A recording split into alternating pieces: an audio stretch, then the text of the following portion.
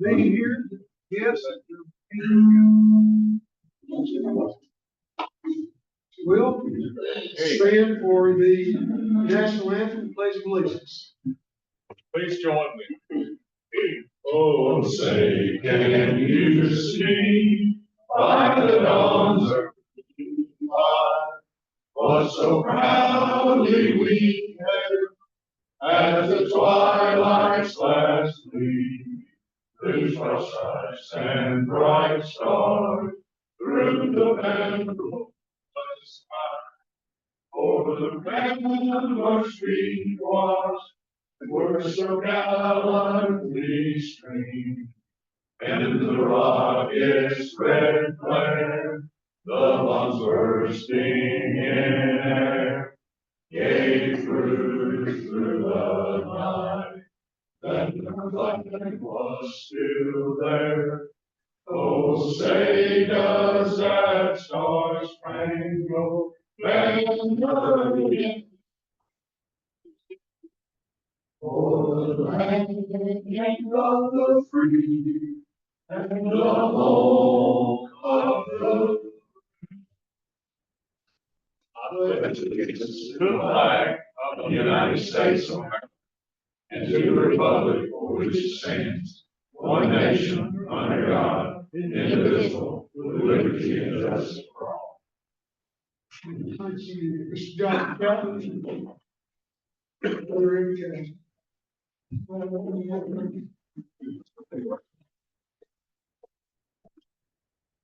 Let's pray. Gracious Father, thank you for your mercies that are new every morning.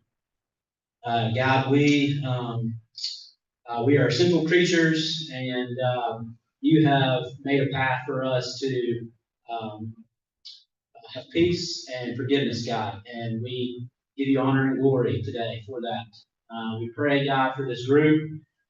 We thank you for these men and women who have a heart to serve our fellow man. Winning number is 295. 295.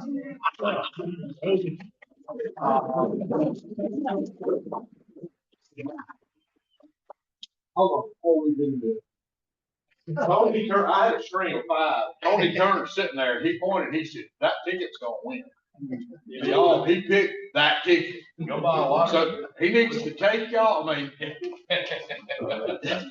You need anything, y'all need to go see him. Let's see if it works. Queen of Spades. Hello. Right here, thank you very much, George. Thank you. Now, if you will, take a moment and look at your screen. I'm going to have Mr. Josh White speak on what we see here. This is a photo that I took. I was in Venice a couple weeks ago with my wife and some friends and had a great time over there. And was trying to lighten my load on the way out. And this was at the gate at the airport, I guess where you can drop your euro in on your way out of the country. But just snapped a picture. I didn't want to be in it because there was unpaid tickets and that kind of stuff that I was trying to sort through with the Italian Policia. But I did think it was a good idea to show it's not just a Dothan club or we heard from the governor last week. This is an international club trying to end polio and do other good all around the world. So I just thought that was a neat picture. And that's where you get a euro on the way out. There you are. Thank you. Thanks very much, Josh. Appreciate you.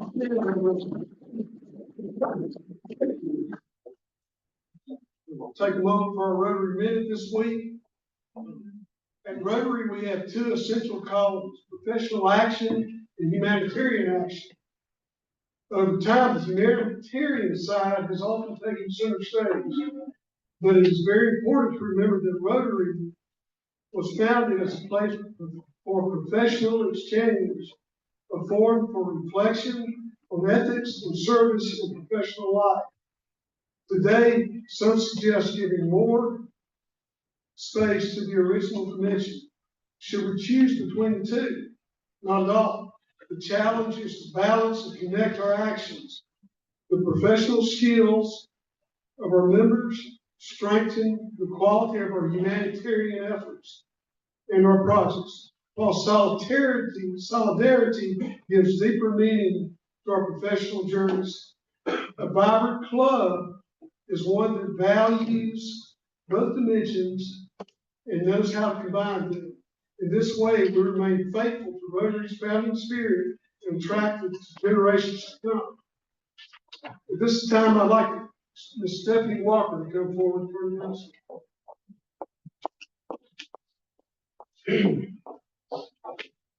Good afternoon. We are approaching the time for our white elephant sale, so I wanted to let everyone know next week will be our last week to bring your item before the sale. We put out some information in the newsletter. But just to remind you, normally, every member has a $300 commitment.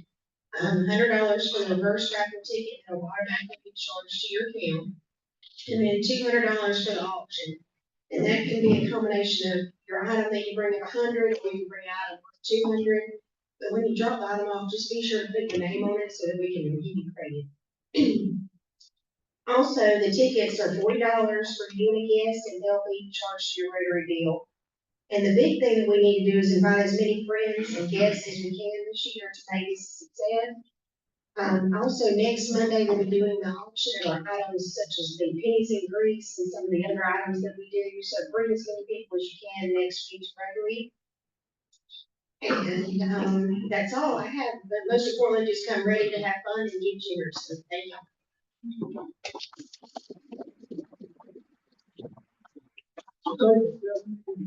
We want to announce our board meeting for October will be next Monday, the 6th, next Monday.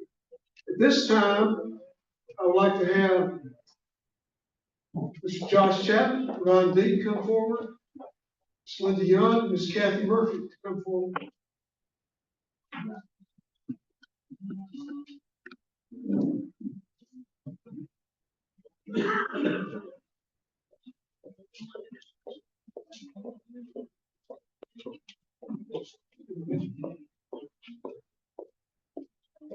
At this time, I would like to introduce you to two of our prospective members.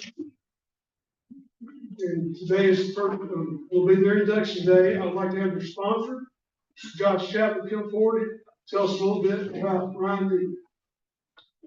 All right, I'm happy today to introduce everybody to our newest member, Ryan Deaton.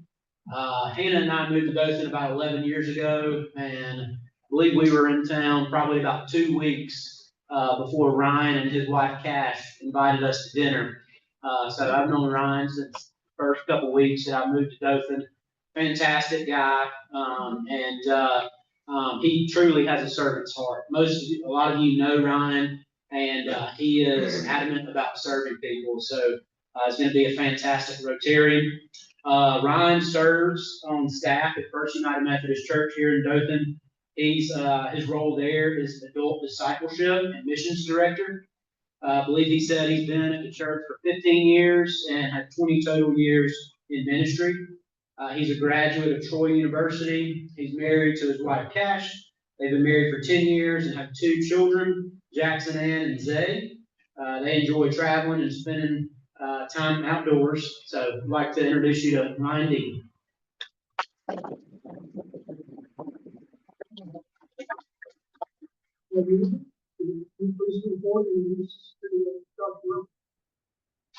Morning.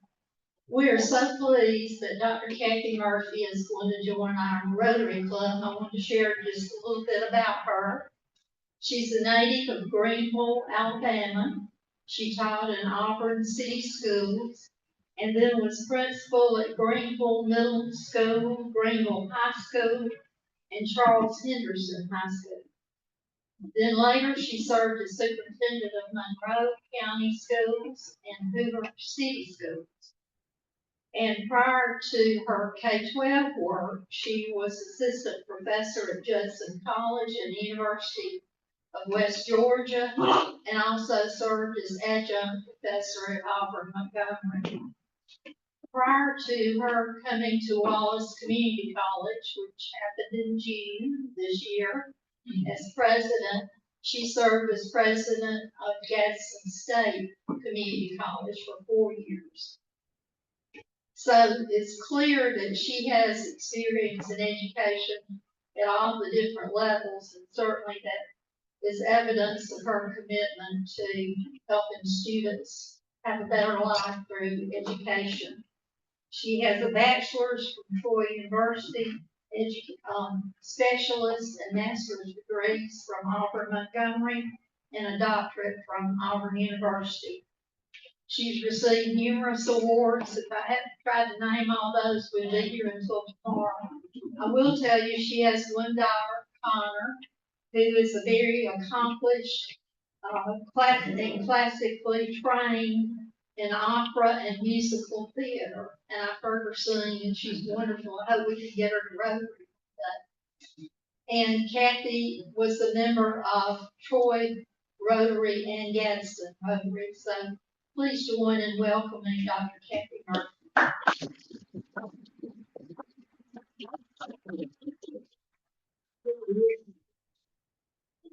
Moving forward in this area. Thank you. Good morning. Good to see y'all. Today is a very special day for us. We're bringing new members to our club. Ron, Dr. Murphy, Kathy. You have been proposed as members by Josh and Linda. The proposal has been reviewed in accordance with our club constitution bylaws. And now we're introducing you as new members. We now propose to admit you into membership into the Dothan Rotary Club and to the friendship of Rotary throughout the world. It has already been explained to you that the ideal of Rotary is service. Our principal motto is service above self. And the object of this club and all Rotary clubs is to encourage and foster this ideal.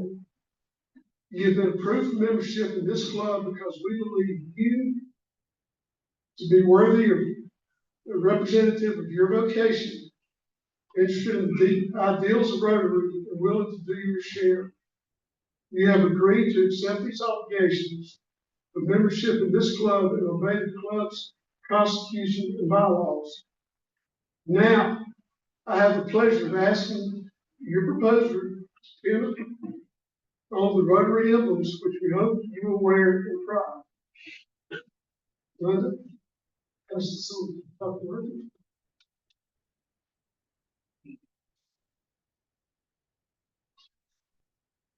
Ryan, Kathy, welcome to the Dothan Rotary Club. Will the members please stand? Thank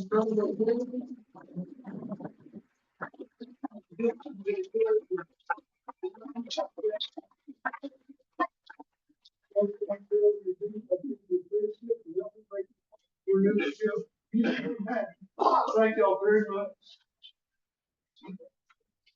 Welcome.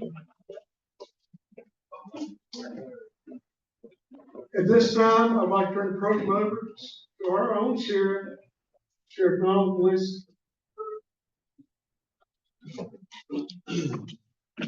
Good afternoon. As we see, there's a lot of evil going on around the country right now with all these active shooters. It's been over 20 in the last 4 months. There's a lot we could go into with that. Today, we chose a different topic. A lot of people ask, why do you keep doing it? Well, I'm in my 47th year starting October 1.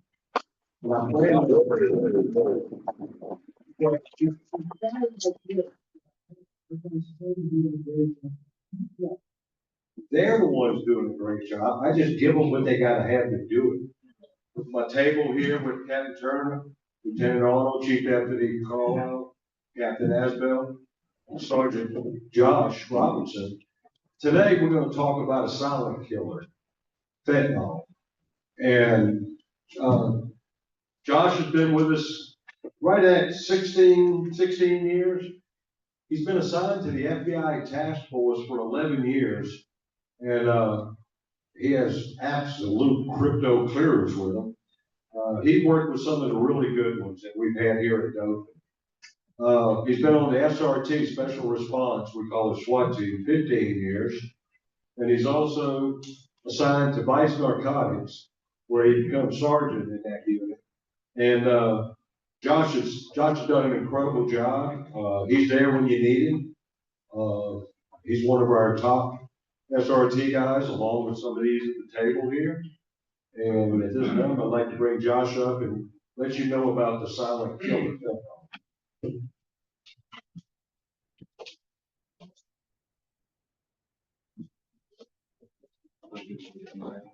Yes, sir, you want to go out there?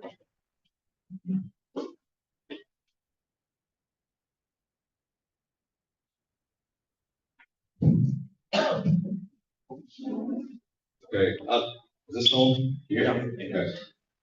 I like to walk around when I talk. It's hard for me behind the podium to just be stationary, so I'm gonna move around a little bit.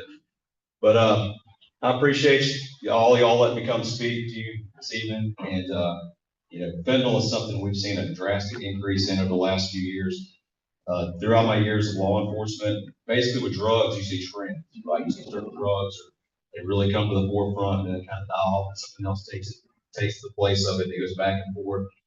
So from my personal experience working in narcotics over the years, we used to have a huge epidemic of pharmaceutical drugs, right? Like you have all these pain clinics that would give out all these pharmaceutical drugs. And that was a constant epidemic we were battling.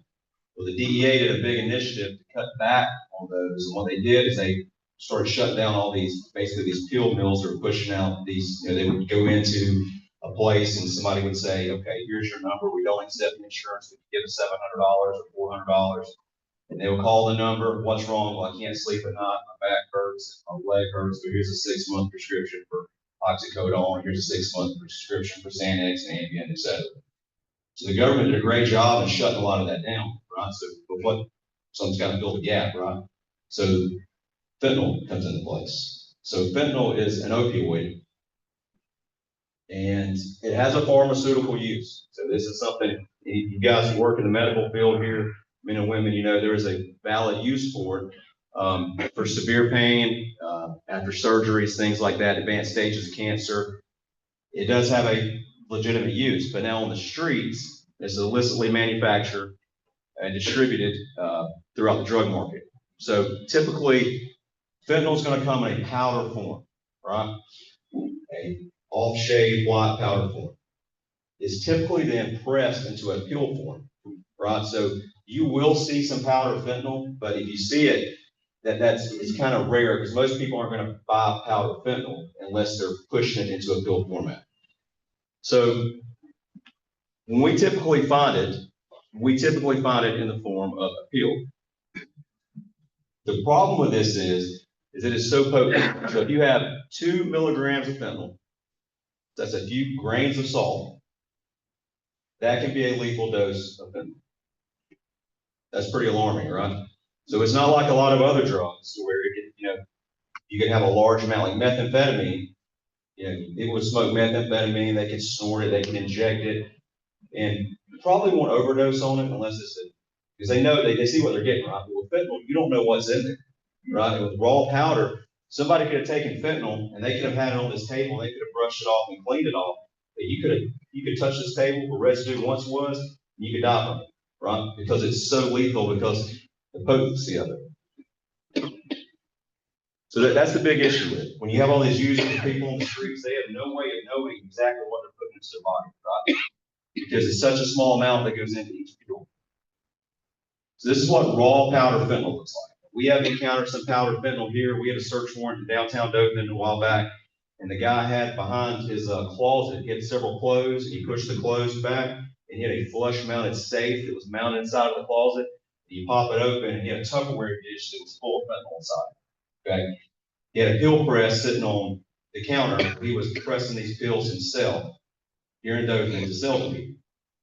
So you think about that. It's just a very, very small amount. And I'm going to show you in just a minute the teeny tiny amount of actual fentanyl that goes into these pills. But this is what raw powder fentanyl looks like in its raw state. We have encountered some of it here. It's extremely potent. I know up in Huntsville, a friend of mine in Huntsville, They got 10 kilos of powder fentanyl in Huntsville 2 weeks ago. Came out of Chicago. Came from Chicago to Huntsville. I mean, you could literally kill the whole state of Alabama for that much fentanyl. So this is typically what we see. These small circular pills. These pills are about the size of a circular Advil. Or if you got a little Advil pill, this is typically what it's going to be about the size of. That's how small it is. They're going to have an M on one side. They're going to have a 30 on the opposite side. You know, when we first started seeing these, like some cops would find them and they would be like, hey, you don't know what this is. When this started becoming a thing and people were starting to see it. But the reason I've been told from all the people, informants I've talked to, you know, through the FBI chain and all that, is the reason these pills are pressed and printed with an M and a 30 is because with the pill press, this is the most common generic thing they can have. So there's no specific meaning behind the M30. It's just the pill that's easy to press. This is what they're pressing. These small little blue pills, M30s, that contain fentanyl. So it's kind of hard to see this, but this is the case I have with the FBI, where I seized, I think that's 331 fentanyl pills. Okay, 331 fentanyl pills, and we sent them off to the DEA lab. The good thing about the DEA lab is they do a purity analysis. So in the state of Alabama, if I send drugs to the Alabama State Laboratory, they say, yes, it contains fentanyl. No, it doesn't. Yes, it's marijuana. No, it's not. Yes, it's methamphetamine. No, it's not. What the DEA lab does is they do a purity analysis. So not only do they tell you, yes, it contains it, they give you the amount of the substance that's actually inside of the, say with methamphetamine, a lot of people will cut methamphetamine. It may be 80% methamphetamine, 30% MSM or some cutting agent they use because they get a higher profit off that, right? So somebody will take it, they'll cut it. And for federal sentencing, the purer it is, the longer of sentence you're going to get in the federal system. Okay, so we have to have purity analysis on those. So this is 331 fentanyl pills that I sent to the lab. So the weight of these pills, 331 pills, was 36 grams. That's the overall weight of these pills. Of those pills, the amount of fentanyl in each pill was 2%. So this little bitty pill that is the size of an Advil, little circular Advil, it is 2% fentanyl. And of that 2%, the amount of purity of that 2% was 0.72. The other 98% was acetaminophen, Tylenol. So if you think about that, this little bitty pill and 2% of it is actual fentanyl. You think if you got somebody pressing these things, you know, in a crack house in downtown Dothan, how potent that can be. Just the smallest amount can kill someone. So another lab analysis I have here is same thing, sent the same pills, the M30s off. I think these were 50 pills that were sent off. And of these, 2.1% were fentanyl. And then you had 0.11% was the pure fentanyl, 0.11. So just a very minute amount. You also saw in these pills, there was a little bit of lidocaine, there was acetaminophen, and then there was a lot of words there that some of you people in the medical field can probably pronounce that I cannot pronounce. But the point of this is, this should show you how potent these pills can be. So where does it come from? Well, the raw powder is pretty much entirely coming out of China. From China, it goes into Mexico. When it hits Mexico, they take the powder and they're typically converting it into pills there. So it's being, in these Mexican drug cartel laboratories, they're converting the pills and sending them across the border. So chemicals in China, Mexico, United States. Now you do see some places where in the country they're trying to convert the powder into pills here in this country. Most people don't want to do that because the risk of dying is extremely high. So when you hear a lab, like when I hear a lab, I think like, you know, like Tyvek suits, people who are wearing gloves, look real professional, things like that. This is an actual picture of the Sinaloa cartel fentanyl lab. So this is what their lab looks like. Probably not what you picture in your mind when you think of a lab, right? So these are the people who are manufacturing these pills that people are taking and risking their life with. So you say, well, why would somebody do this? Like, why would somebody ever start doing this stuff? Well, you know, I've known some really good people who made really bad decisions, right? There's a lot of people who have medical procedures and they get prescribed pharmaceutical drugs. They don't intend to get hooked on them, but they do, right? And they battle addictions and things like that. And and when your body's craving those things, people make bad decisions. So there's a lot of people who, they don't set out down this path, but there's some people who just make, they have a lot of bad decisions. So it's either or. But with these things, this is where it's coming from. And I think if you showed most people this, especially young people, like, hey, this is the laboratory that's making these pills, that you're going to put into your body, right? I mean, it looks nastier than a 7-Eleven bathroom in a kitchen, right? So this is a lab, it's a little cartel that the New York Post went in. I guess the New York Post got the opportunity to go in there and explore and see. So this is an actual photo of their lab. So this is an officer here. This is not here. It's not local. We've had several officers who had fentanyl exposures. So basically, recently, about a month or two ago, the police department had some lady that was just off her rocker, just fighting, belligerent. And as they started trying to search her and detain her, basically everybody that came in contact with her fell out. The officers were. So they were running out of Narcan. So you see this, she's passed out, had a fentanyl exposure. They're taking a thing that looks like it's this little nasal spray, right? So amongst all the other stuff, we have to carry all this now, like extra rifle magazines, rifles. When I started policing 18 years ago, I got a shotgun that was like a hunt shotgun and a Glock, with 3 magazines. That was it, right? And a can of pepper spray that was expired like 2 years earlier. So now it's a different world, right? It's a whole different animal. It's like literally you go to work and you can go to war. Front line. You don't know what the day's going to hold. But amongst all that other stuff we have to carry Narcan in case us or someone else, or we respond to a call and someone's having a good overdose. And it's basically a nasal spray that goes in the nostril that blocks the receptors in the brain and can help save someone's life. And looks like this, right? So we carry these on us. What I do is I try to keep one also in each of my door panels inside of my truck, and my vest, my plate carrier, because I dress like this every day, working narcotics. And I carry one also in my door panels. That way, like my guys know, like we always carry our medic pouches in the same place. But we also keep Narcan. We're like, hey, if you need it, it's there, right? Because sometimes one might not be enough. You may give one hit of Narcan, no effect. Hit another one. And I believe this officer here, when I was reading this article, they had to do multiple Narcans on her to get her back. So this is what you run into. And it's not like you're literally searching. She was searching a person. Like we've had that several times, go into a house, searching a house. Next thing you know, boom, people are falling out, dropping. So recently, the newest thing is, we have not seen this here yet. They're trying to color the pills where they're multicolored, so it looks like what? It looks like candy, right? So it's more, I guess kids, younger people are taking these pills, probably college-age kids, things like that. More like ecstasy. Ecstasy is usually like, I got some ecstasy pills on a search warrant recently, and they were all shaped like orange Tesla logos. Right? Ecstasy is typically like that. Really cool looking pills. Well, this is the new thing that they're seeing here.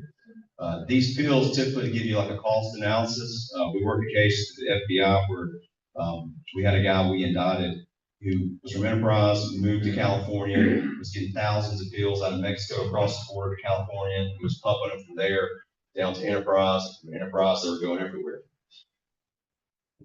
So through that, we discovered that out of Mexico, guy in California was paying around $2, $2.50 a pill.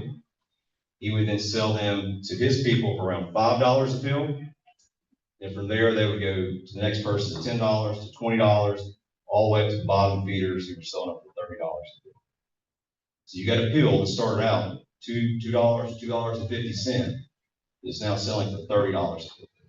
So you look at your profit margin in that, you're talking about like a 19-year-old in California driving around in a Jaguar because he's making such an incredible amount of money off selling these pills because it's double markup on everything, right? It goes doubles as you go down the chain. So like one thing I want to address this real quick, I understand like a lot of people, especially parents, grandparents might say, well, should I be concerned about Halloween's coming up October 31st, this kind of stuff. You know, obviously, like always, you know, check candy, you know, make sure stuff isn't open, inspect it, things like that. But these pills are so expensive, I highly doubt anyone would want to just give them away to kids, right? Because this is a huge profit margin, right? If you got 10 pills, you're looking at $200 to $300 for 10 pills. But this is something that I'm sure we'll see it eventually. But right now, blue pills, like I showed you, this area, that's typically what we're seeing primarily.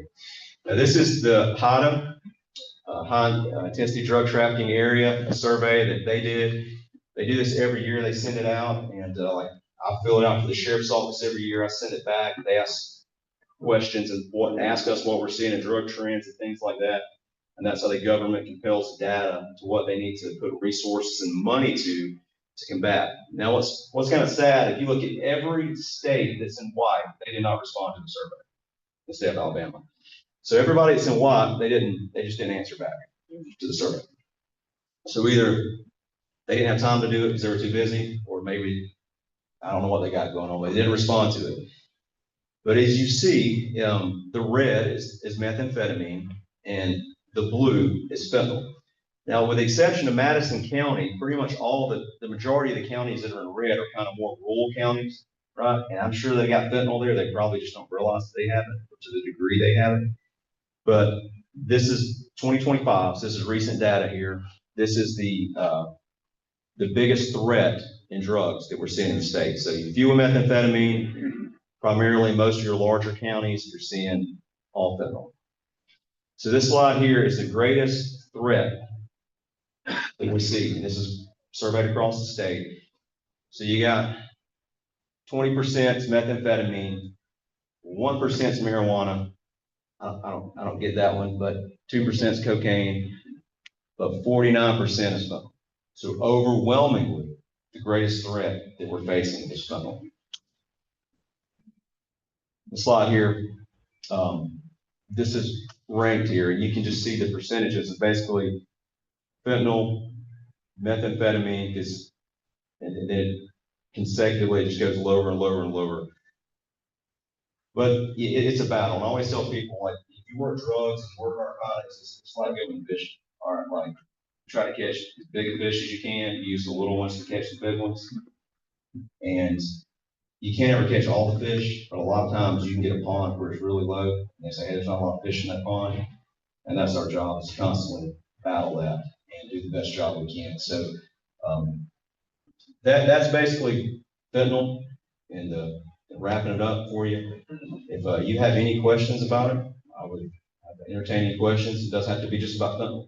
Now, are you saying that is so potent that you touch it and absorb through your skin? Yes, 100%. Right, yes. If you make contact with it through your pores, it can, exactly. Yeah, that's why it's really important. Like when I started policing, you know, a lot of times we would just search people, right? Like, you know, spread your legs, lean over, you know, we pat them down, search them.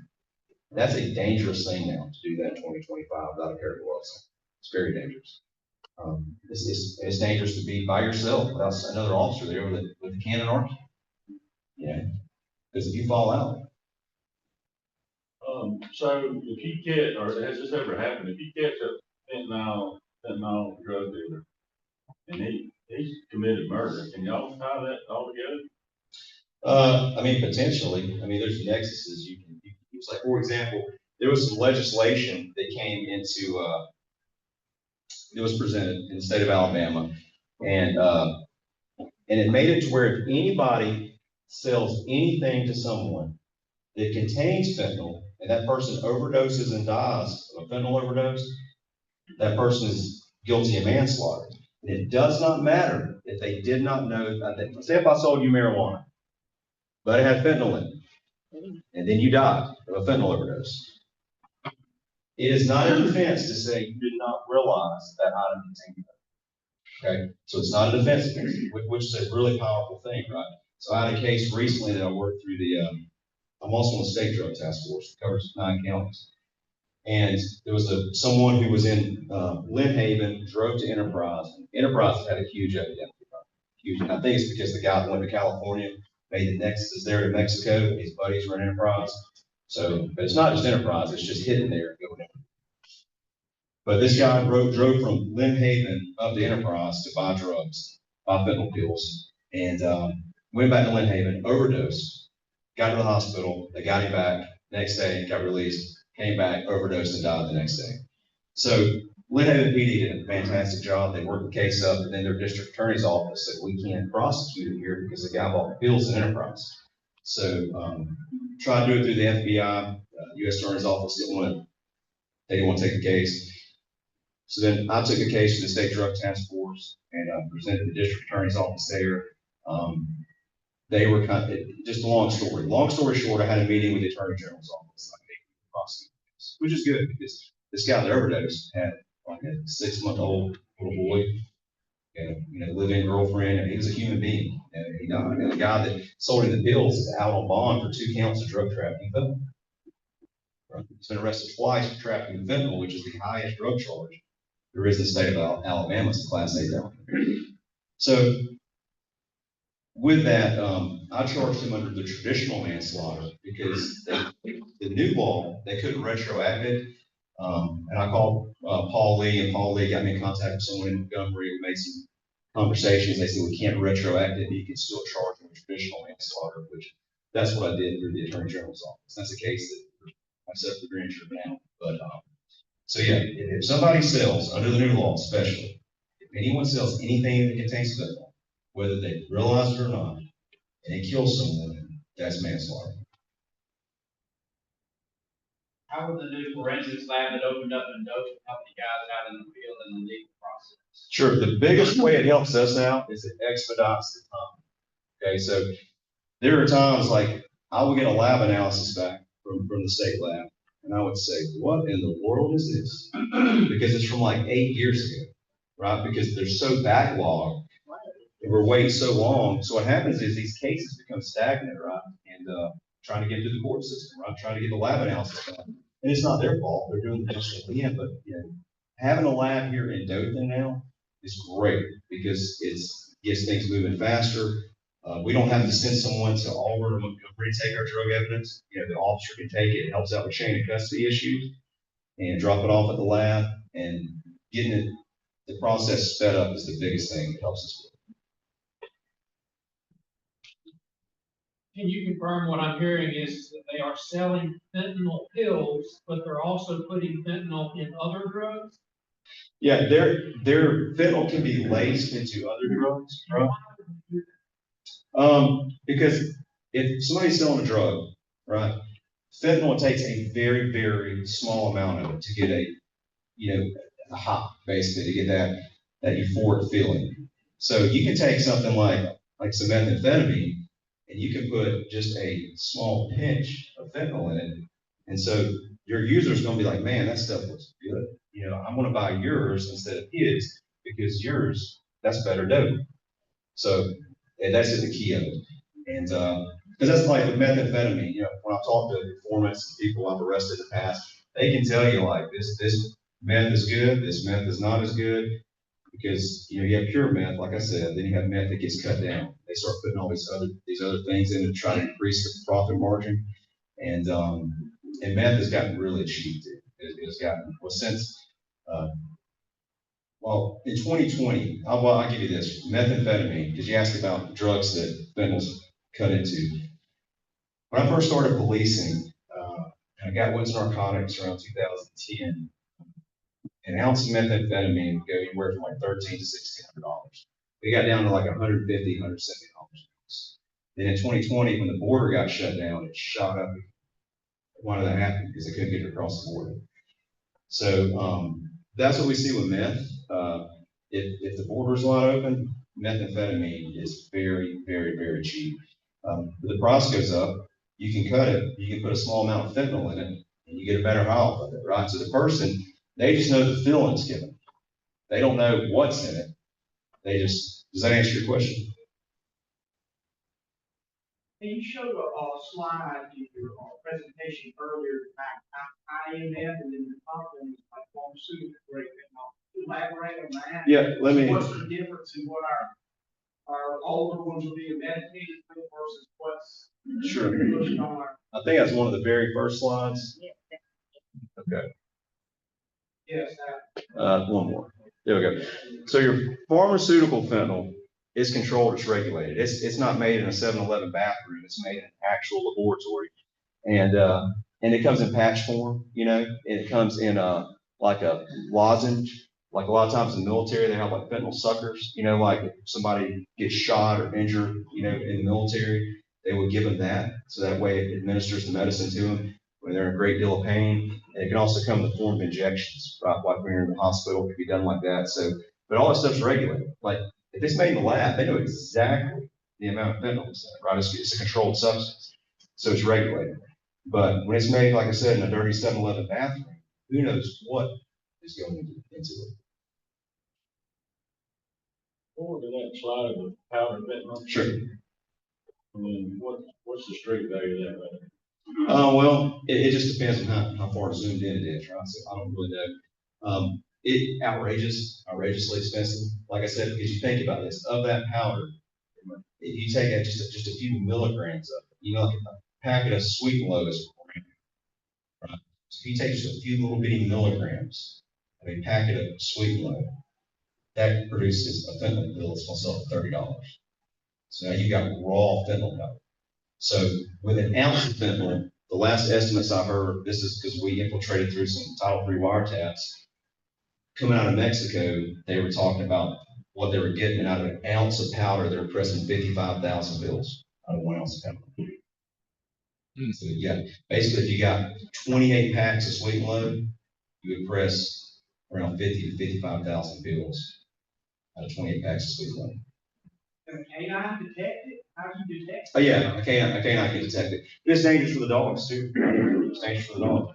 And one thing that makes it really difficult on us, like from working with the FBI from a federal standpoint, is I've worked a lot of wiretaps over the years, like Title III wiretaps, listening to phones, things like that. And with fentanyl, if we ever intercept anyone discussing the distribution of fentanyl under the federal rules we have to do by the Department of Justice, we have to immediately stop and take it down. And the problem that gets for us is you're not going to be up on a wiretap because you got to let stuff go and listen to it and work your way to chain to take down the guys at the top. So it's that regard is kind of difficult, but it's we do the best we can with it. Narco, whatever it is, work on the canine. Yeah, I mean, you can use it. I mean, it's basically the receptor inside the brain. I've never seen it used on a dog. I don't have a canine. That's one thing I've never had a desire to do in my law enforcement. I got a dog at home and that's enough. I don't want me to work all day.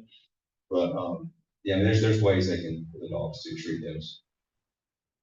If you're, anticipate that someone you're about to take down or whatever has it on them, can you like redose Narcan? No, but what we will do is if we know, let me give you an example. When we went into the house that had the safe, like the flush safe mounted to the wall, what we did is we got a team of people with self-contained breathing apparatuses that came in, that way you don't, that's what we process it like that. Like if you come across raw powder, somewhere, we're not going to go in there and just pick it up and handle it. We're going to come in with, Tyvek suits and things like that to make sure we don't have exposure to it. I think. How bad is the drug problem in those areas? About like it would be anywhere else. I mean, it's like we constantly battle it. So at times it'll get dry, but there's always, especially young people that grow up in bad environments, this is a quick and easy way to make money, right? We arrest people, send them to prison, they get out, and I guess they're out for a month, and they get calls like, hey, they're back at it, right? So a lot of the people we deal with is a lot of the same people over and over again. Like I had just last week, I believe. I had a bond reduction hearing on a guy, his attorney was doing his job. Attorney was doing his job, was trying to get him put in a rehab facility. I'm like, he admitted he doesn't use drugs, he sells drugs. We got him for 2 counts of drug trafficking, 2 counts of possession with intent to distribute.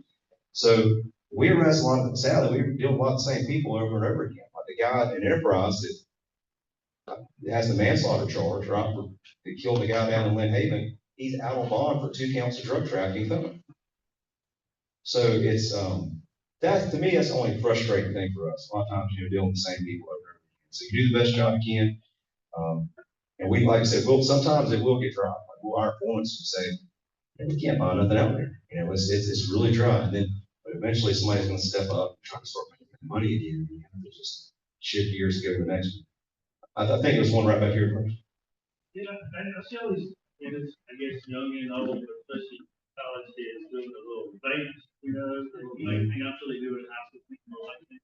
Do you ever get people putting that Fentanyl stuff in those things, or do they? I personally have not seen that. I mean, what they'll do is they'll put like dab, like THC, marijuana, and people will do meth and stuff like that. I personally have not seen it with them. I haven't seen it. Has Trump shutting down the border impacted the prices or the traffic of drugs? Yeah, it has, especially with methamphetamine. We've seen the price starting to increase. Now, it hasn't shut down like it did back in 2020. Like in 2020, it got really dry with meth, like really dry in 2020. Once the border was like shut down, to the point that we were starting to see some meth labs. When I first started working narcotics 15 years ago, we worked meth labs all the time because ice is crystallized methamphetamine, which comes out of Mexico. And it was so expensive, a lot of people couldn't afford it. They couldn't pay $1,600 for an ounce. So they would go have a meth lab and have a shake and bake bottle and try to make what they call cooked dope, because it was way cheaper than they could make it. So we would monitor pseudoephedrine logs. That's the precursor chemical that's used to manufacture methamphetamine. And I'd have all these people around Dothan and Houston County to watch the way this not getting patients my fault. So and so just bought pseudoephedrine at Walgreens, and we would line to get over there and follow back where they're going to dope at. Well, once the price of methamphetamine shot so low for ice, like we almost all but stopped seeing meth. It's like, that's why somebody calls now, they're like, somebody's cooking meth over here. I'm like, we'll look into it, but I find that hard to believe because it's so cheap to buy. It's so cheap to buy as opposed to cooking. There are some meth labs still here, but it has gone up. To answer your question, it has increased. Cost has increased since Trump has done work on the border. Have y'all had any leeway or headway with the court system cutting down these repeat offenders that they've come out? One thing they've done is they've changed a lot of the sentencing guidelines in federal. They made those a lot better through legislation, which is really good. So that's a very big positive step in the right direction, because like our sentencing guidelines on the state side are actually harsher now than they are on the federal side. They're not for methamphetamine, right? So with methamphetamine on the federal side, if somebody's got like 50 grams more, it's all mandatory 10-year sentence in federal prison, but you have to serve 85% of them. So if we had sentencing like that, it would make a huge difference. True sentencing like we have in the federal system, because a lot of people with us, we have a lot of people that really want to help themselves out to not go to jail, even the person above them, because they're like, hey, I know I'm going to serve 85% of the sentence if I go to jail, if I don't if I don't try to do something. So, yeah, but the legislation, some of the new laws will help us out a lot. Is there a question back here? Josh. One thing, Judge Conway, one of our judge's sons got shot in Afghanistan, remember that? He said as soon as they gave him, he got shot through the upper thigh with an AK-47. And as soon as they administered the fentanyl sucker, he felt nothing, zero. They get shot through the thigh with an AK-47. And he said as soon as they gave him the sucker, he felt no pain. Josh, do you know what was on the boats that were coming across the lower Gulf that got blown up by the government? I mean, was it cocaine, fentanyl? I'm not sure. Pot? I mean, yeah. And honestly, like I'll watch, like I go on the news like once or twice a day, and I read the articles, and a lot of people ask like, did you see this? Did you hear this? And I'm like, well, I saw it, but I try to just, we have so much on our plate here, we have to deal with, and we're pulled so many different directions. A lot of times, if it doesn't directly affect us, like if somebody needs help with something, I'll be there to help you. I'm like, hey, if I need to know, let me know. If I don't need to know, great. So I saw it, I don't know. Should we keep Narcan in our emergency kits, first aid kits, or is that overreaction? I'm not gonna tell anybody not to do it. I mean, like, hopefully the likelihood of you ever having to use it would be, extremely low. But I mean, it's not, I mean, we see it like, we've been in a lot of houses and we see it because a lot of these, there was actually the house that had the fuel press in it with the safe I was talking about earlier. We're like, how do you know if the mixture's right? And they basically would use it on users. If they overdosed, they knew they had too much, they would Narcan the person back. But if it went good, they'd have to Narcan them. They're like, hey, we're good here. Let's keep pressing these pills. So, I mean, honestly, like, I wasn't doing this for a living. I wouldn't have Narcan. I got like my personal vehicles. I got a tourniquet and a medic pouch, and stuff like that, and flashlight, some toe straps and things like that.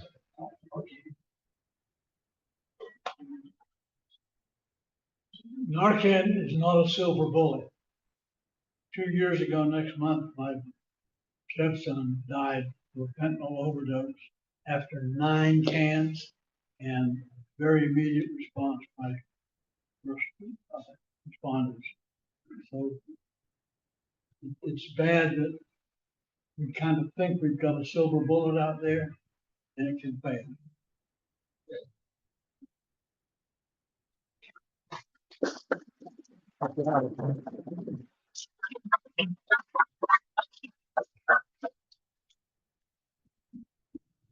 Thank you, John.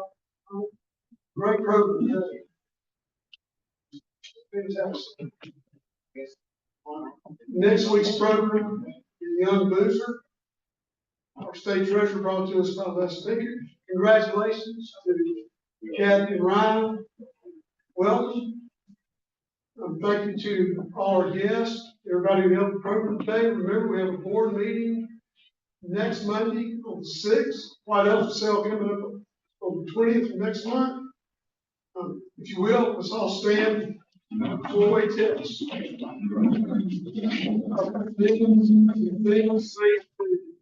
it the truth? Is that all? Will it be beneficial? Look forward to seeing everyone next Monday.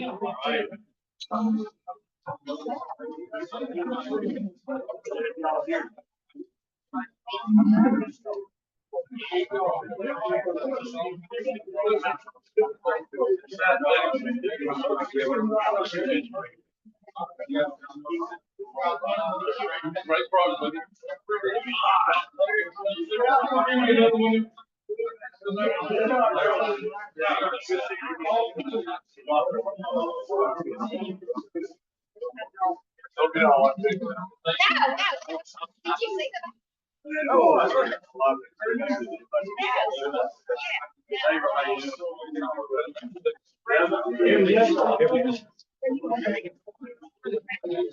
All over the place.